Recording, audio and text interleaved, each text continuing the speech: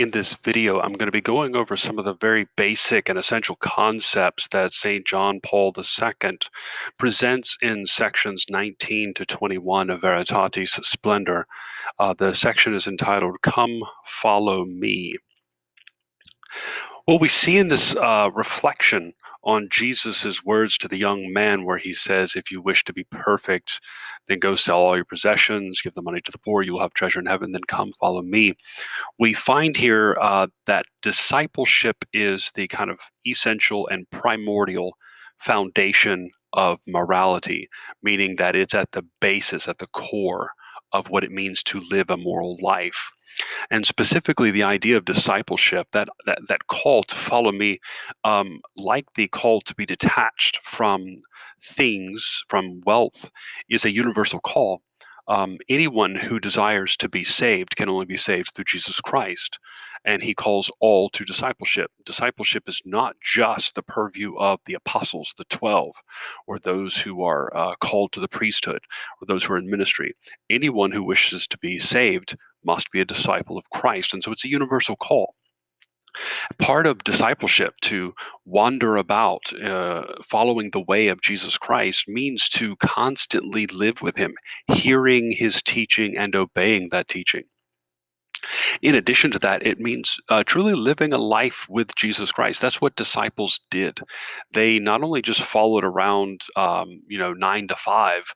They lived, they breathed, they shared in his very life, in the moments where he taught, in the moments where he was doing service. That's why he was able to call them friends. They are united to the person of Christ, and more than just a teacher-student relationship. They were united in real relationship and friendship. And as such, they truly partook in his life and his destiny, which we, of course, can only do by grace spiritually through 2 millennia.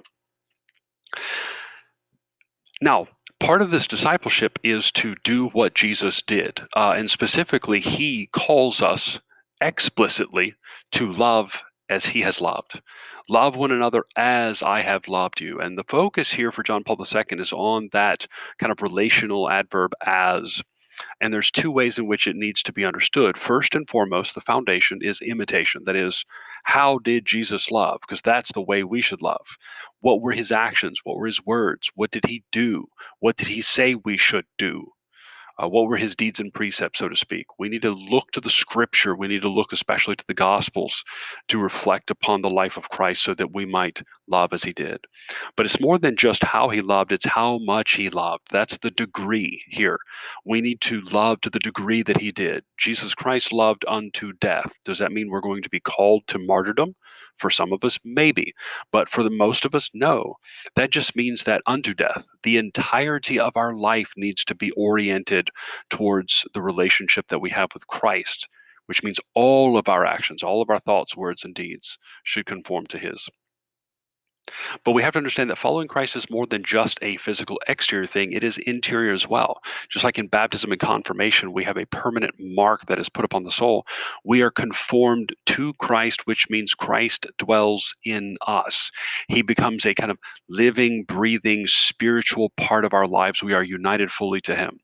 And because we are members of him, we are members of his body, the church specifically. He has united himself to the church in a mystical way. And when we unite ourselves to Christ, we unite ourselves to the church, which means we must avail ourselves of the graces and the benefits of the church.